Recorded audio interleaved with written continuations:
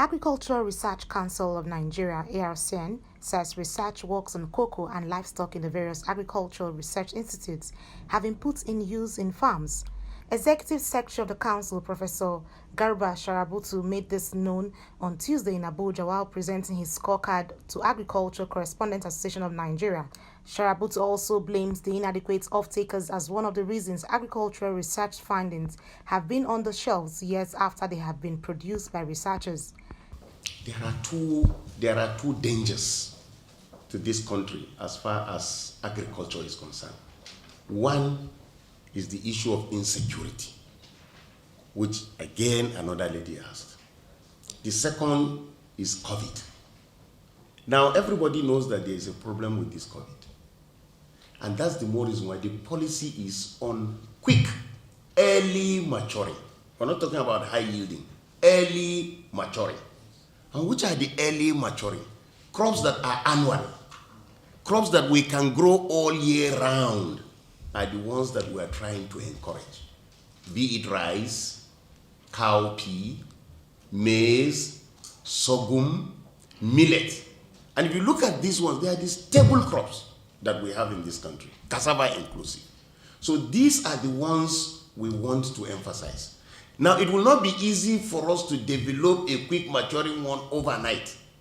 That is the more reason why the ones we have now, we want to map out as a strategy to tell the person in Plateau, if you want to grow maize, this is the variety that will give you high yield on the plateau, rather than just allowing it loose for the farmers to just go and check. So this is the strategy we are specifically. Now, even the seeds that are going to be produced now in number, we are not going to lay and wait for the farmers to look for the hybrid seed. We are going to ensure that our research institutes develop this, multiply them in terms of multiplication so that we have enough seeds. So AIL Zaria will be now requested to produce more seed.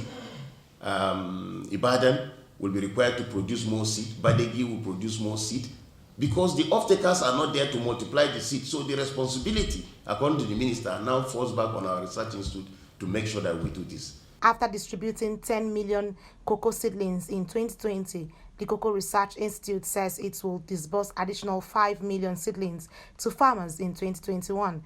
As the board chair, Abdullahi Jao, disclosed this, saying since he joined the Research Institute around 2019, at least 7 million cocoa farmers had benefited from across the country, including cocoa farmers in Adamawa State.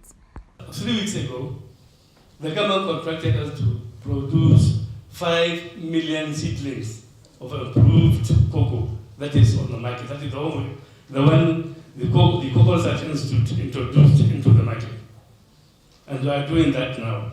We did about 10 million last year for also the Agricultural Institute, and all those seeds are given free to farmers.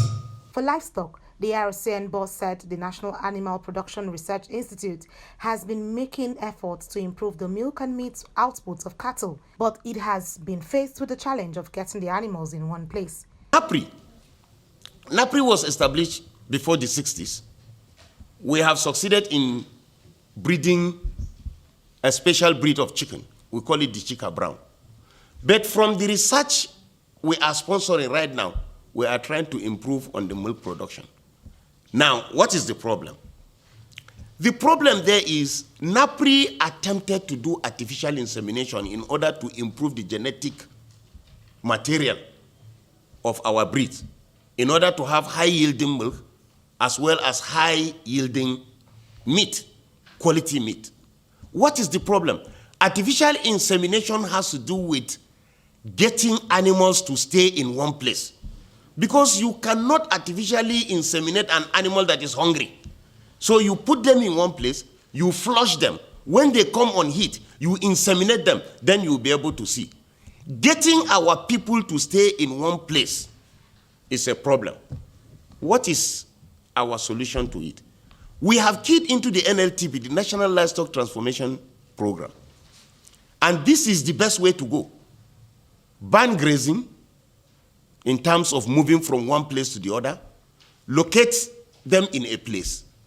But you see, the land tenure system and the controversy that is being generated The diversion of the good intention of government into politics and religiosity and ethnicity is really the problem. Recall that in 1960s, agriculture was the mainstay of Nigerian economy until transition to oil.